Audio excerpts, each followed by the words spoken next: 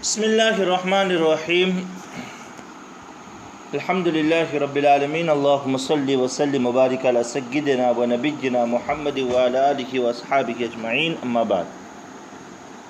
باب القول فی الاستثناء۔ استثناء کے بیان کو امام شیرازی رحمۃ اللہ علیہ یہاں سے شروع فرما رہے ہیں۔ امام شیرازی رحمۃ اللہ علیہ نے تخصیص کے دلائل منفصلہ جس باب میں ابتدا میں ذکر کیے ہیں تو وہاں انہوں نے فرمایا تھا کہ تخصیص کے دلائل متصلہ کو ہم بعد میں ذکر کریں گے۔ تو استثناء اور شرط، اسی طریقے سے تقیید بالصفت، یہ تخصیص کے دلائل متصلہ میں شمار ہوتے ہیں۔ استثناء کہتے ہیں حکم میں بعض افراد کو الگ کرنا۔ جیسے کوئی کہے کہ میرے پاس عربی چہارم کے تمام طلبہ آئے سوائے زید کے، تو آنے کے حکم میں عربی چہارم کے تمام طلبہ داخل ہے، زید اس میں داخل نہیں ہے۔ آنے کے حکم میں عربی چہارم کے تمام طلبہ داخل ہے، زید اس میں داخل نہیں ہے۔ تو یہ استثناء ہے۔ استثناء کے ذریعے سے بھی لفظ عام کی تخصیص ہوتی ہے۔ اب لفظ استثناء کی لغوی شناخت یہاں پر امام شیرازی رحمۃ اللہ علیہ کر رہے ہیں۔ وَهُوَ مَأْخُوذٌ مِّن قَوْلِهِمْ ثَنَيْتُ فُلَانًا عَنْ رَأْيِهِ إِذَا صَرَفْتُهُ عَنْهُ وَقِيلَ إِنَّهُ مَأْخُوذٌ مِّن تَثْنِيَةِ الْخَبَرِ بَعْدَ الْخَبَرِ۔ کہہ رہے ہیں کہ استثناء کلام عرب میں یا تو لفظ الثنیّ سے ماخوذ ہے جس کے معنی ہے پھیرنا، الگ کر دینا، یا تو ماخوذ ہے تثنیۃ الخبر بعد الخبر سے، یعنی ایک خبر کے بعد دوسری خبر دینا، اس سے ماخوذ ہے۔ تو ثنیت فلانا عن رأیہ کے معنی ہیں کہ میں نے فلانے کو اس کی رائے سے پھیر دیا، ہٹا دیا۔ اور تثنیۃ الخبر بعد الخبر کا مطلب ہے کہ ایک خبر کے بعد دوسری خبر دینا، یعنی اطلاع کو دہرانا۔ جی، تو الثنیّ سے ماخوذ مانو تو جیسے ہم نے مثال دی کہ عربی چہارم میں کے تمام طلبہ میرے پاس آئے سوائے زید کے،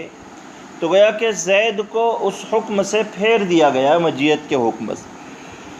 یا تو آنے کی خبر دو مرتبہ دی کہ پہلی مرتبہ یہ خبر دی گئی کہ میرے پاس تمام طلبہ آئے، اور پھر کہا گیا کہ میرے پاس زید نہیں آیا۔ تو دونوں معنوں کے تحت استثناء اس لغوی اعتبار سے جو اس کا مطلب ہے اس کے اندر آ جاتا ہے۔ وَمِن شَرْطِهِ أَن يَكُونَ مُتَّصِلًا بِالْمُسْتَثْنَى مِنْهُ۔ کہتے ہیں کہ استثناء کی شرط یہ ہے کہ مستثنی منہ سے متصل ہونا ضروری ہے۔ ومن شرطه، استثناء کی شرط یہ ہے کہ مستثنی منہ سے متصل ہونا ضروری ہے۔ دیکھیے استثناء کے اندر ایک تو ہوتا ہے مستثنی جس کو الگ کیا جاتا ہے، جیسے ہمارے مثال کے اندر لفظ زید کہ اس کو مجیت کے حکم سے الگ کیا گیا ہے، اور ایک ہے مستثنی منہ جیسے عربی چہارم کے تمام طلبہ ہماری اس مثال کے اندر مستثنی منہ ہوں گے کہ جن سے زید کو الگ کیا گیا ہے، مستثنی منہ۔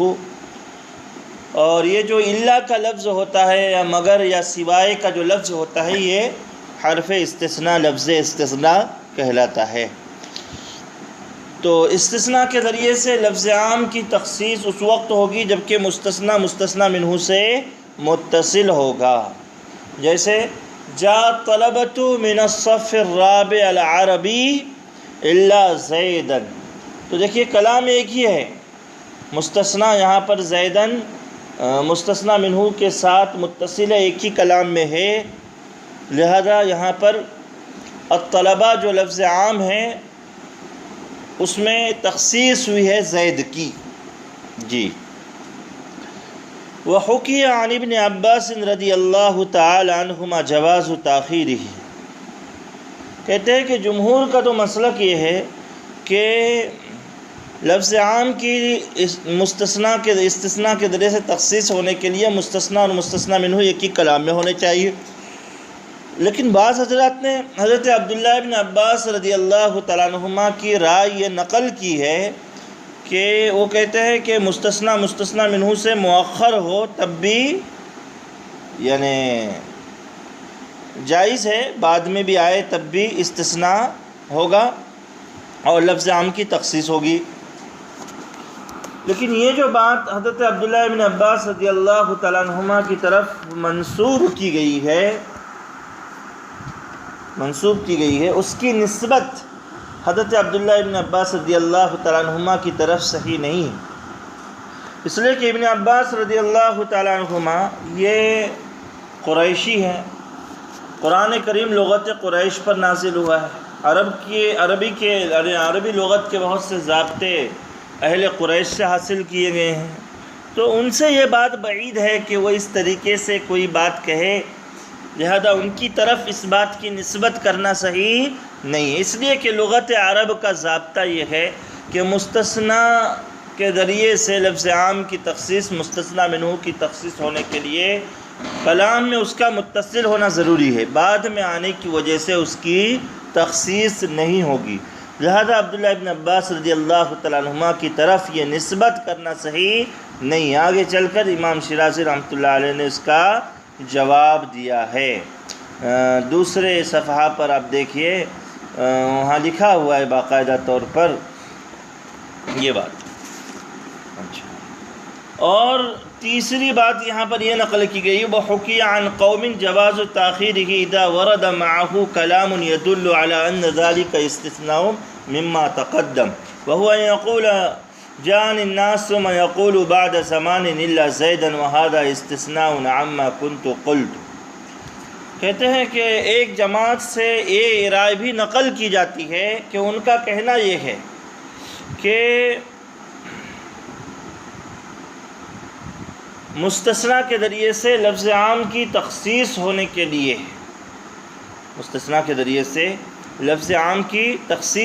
کے لیے یہ ضروری ہے، یعنی یہ جائز ہے کہ مستثنی منہ سے مؤخر بھی ہو تب بھی تخصیص ہو جائے گی، لیکن اس مستثنی کے ساتھ کوئی ایسا قرینہ کلام میں ہونا چاہیے، کوئی ایسا جملہ ہونا چاہیے کہ جو اس بات پر دلالت کرے کہ اس مستثنی کا تعلق اس سابقہ مستثنی منہ سے ہے، اس مستثنی کا تعلق اس سابقہ مستثنی منہ سے ہے۔ وہی کہہ رہے ہیں، دیکھیے، وحکی عن قوم، ایک قوم سے، ایک جماعت سے یہ رائے بھی نقل کی جاتی ہے کہ ان کا کہنا یہ ہے کہ مستثنی منہ سے مؤخر ہو تو یہ جائز ہے، لیکن اس مستثنی کے ساتھ ایسا کلام ہونا چاہیے یدل، جو دلالت کرے اس بات پر کہ اس مستثنی کا تعلق اس سابقہ مستثنی منہ سے ہے۔ وہو یقول، جیسے کہ کوئی کہے ابھی جاءنی الناس، میرے پاس لوگ آئے، جاءنی الطلبۃ من الصف الرابع العربی، میرے پاس عربی چہارم کے طلبہ آئے، ثم یقول بعد زمان، پھر ایک دن کے بعد، 2 دن کے بعد، یا 1-2 گھنٹے کے بعد کہے الا زیدا وہذا استثناء عما كنت قلت، مگر زید، اور یہ جو میں نے جو جملہ کہا ہوں الا زیدا،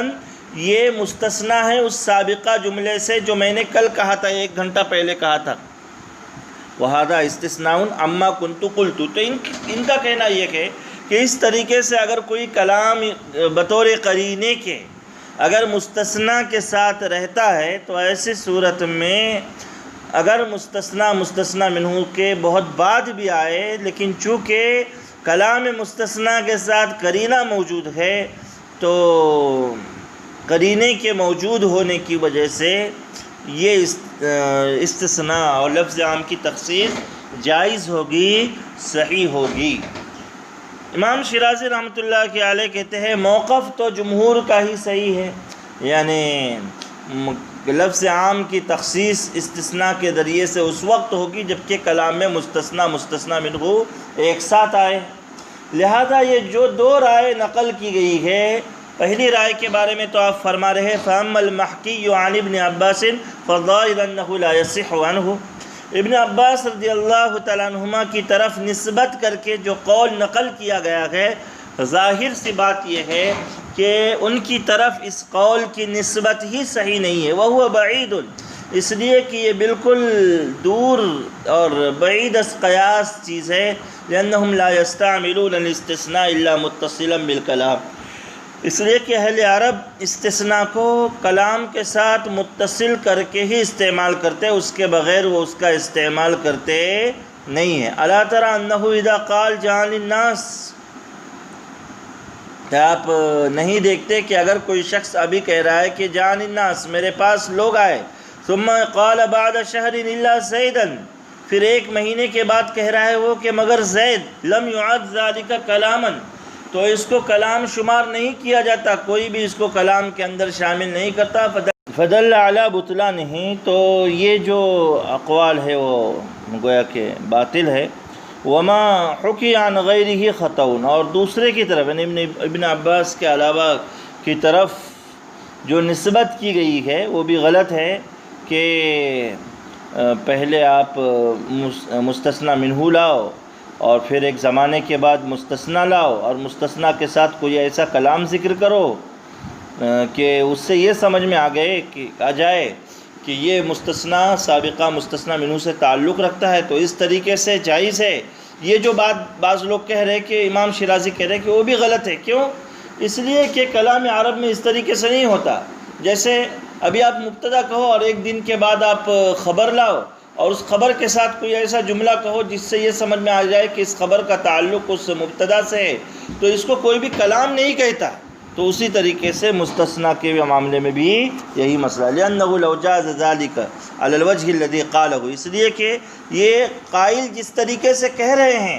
اگر اس طریقے پر مستثنی کو مؤخر کرنا جائز قرار دیا جائے تب تو مبتدا کی خبر کو بھی اس انداز میں مؤخر کرنا جائز ہونا چاہیے، اور کوئی بھی اس کا قائل نہیں ہے۔ جیسے ابھی کوئی مبتدا لائے ثم یخبر به مع کلام یدل علیہ، پھر بعد میں ایک زمانے کے بعد خبر لائے اور خبر کے ساتھ ایسا کلام ذکر کرے کہ جس سے یہ سمجھ میں آ جائے کہ اس خبر کا تعلق اس مبتدا سے ہے، بأن یقول زید، جیسے کہ کوئی ابھی کہے زید، ثم یقول بعد حین، پھر ایک زمانے کے بعد کہے قائم، وَيَقْرِنُهُ بِمَا يَدُلُّ عَلَىٰ أَنَّهُ خَبَرٌ عَنْهُ، اور اس قائم کے ساتھ ایسا کلام ملا دے جس سے یہ سمجھ میں آ جائے کہ یہ قائم اس زیدن کی خبر ہے۔ تو اس طریقے سے جیسے خبر کو بعد میں لانا اس انداز میں جائز نہیں ہے، ویسے ہی مستثنی کو بھی بعد میں لانا اور اس کے ساتھ کوئی کلام ذکر کرنا اس طریقے سے صحیح نہیں ہے۔ وَهَذَا مِمَّا لَا يَقُولُهُ أَحَدٌ، کوئی بھی اس کا قائل نہیں ہے۔ وَلَا يُعَدُّ كَلَامًا فِي اللُّغَةِ، اور لغت عرب میں اس کو کلام بھی شمار نہیں کیا جائے گا۔ فَبَطَلَ، تو یہ دونوں قول باطل ہو گئے، اور جمہور کی جو بات ہے کہ مستثنی کے ذریعے سے لفظ عام کی تخصیص ہونے کے لیے شرط یہ ہے کہ مستثنی کلام میں مستثنی منہ سے متصل ہونا ضروری ہے۔ اگر بہت زیادہ فاصلہ ہے تو ایسی صورت میں یہ استثناء صحیح نہیں ہوگا۔ تو یہ استثناء کے سلسلے میں پہلی فصل تھی، اور یہاں پر 100 فصلیں مکمل ہو گئی۔ اب اگلی فصل میں دیکھیے کیا فرما رہے، کہہ رہے کہ یہ جائز ہے کہ مستثنی پہلے اور مستثنی منہ بعد میں ہو۔ جیسے عموماً یہ ہوتا ہے کہ مستثنی منہ پہلے ہوتا ہے، جیسے ہم نے جو مثال دی، جاءنی الناس الا زیدا، یا جاءنی الطلبة من الصف الرابع العربی الا زیدا، تو اس میں عموماً کیا ہوا ہے کہ الطلبہ یا الناس جو مستثنی منہ پہلے ہے، عموماً یہ ہوتا ہے کہ مستثنی منہ پہلے ہوتا ہے اور مستثنی حرف استثناء کے بعد ہوتا ہے۔ لیکن اگر کبھی الٹا کر دیا جائے کہ مستثنی کو پہلے اور مستثنی منہ کو بعد میں لا جائے تب بھی جائز ہے۔ وَيَجُوزُ أَن يَتَقَدَّمَ الْإِسْتِثْنَاءُ عَلَى الْمُسْتَثْنَى مِنْهُ، مستثنی کو مستثنی منہ پر مقدم کرنا جائز ہے، جیسے کہ مؤخر کرنا جائز ہے، یعنی جیسے مستثنی پہلے آ سکتا ہے ویسے پہلے بھی آ سکتا ہے، جیسے بعد میں آ سکتا ہے ویسے پہلے بھی آ سکتا ہے۔ کلام عرب میں اس کی مثال موجود ہے۔ فرما رہے ہیں وَيَجُوزُ أَن يَتَقَدَّمَ الْإِسْتِثْنَاءُ عَلَى الْمُسْتَثْنَى مِنْهُ كَمَا يَجُوزُ أَن يَتَأَخَّرَ، مستثنا کو مستثنا منہ سے پہلے بھی لا سکتے ہیں، جیسے کہ اس کے فوراً بعد لا سکتے ہیں. جیسے کمید بن زید اسدی ایک شاعر ہے، اس کا شعر ہے عربی میں، فما لی الا آل احمد شیعۃ وما لی الا مشعب الحق مشعب. تو یہاں پر دیکھیے الا آل احمد یہ مستثنا ہے اور شیعۃ مستثنا منہ ہے، تو مستثنا پہلے اور مستثنا منہ بعد میں. الا مشعب الحق مستثنا ہے پہلے ہے، مشعب بعد میں، کہ میرے لیے آل احمد کے علاوہ کوئی جماعت نہیں ہے اور میرے لیے حق کے راستے کے علاوہ کوئی راستہ نہیں ہے. یہ اس شعر کا ترجمہ ہے. تو یہاں پر دیکھیے مستثنا پہلے ہے اور مستثنا منہ بعد میں ہے، تو یہ بھی کلام عرب میں جائز ہے.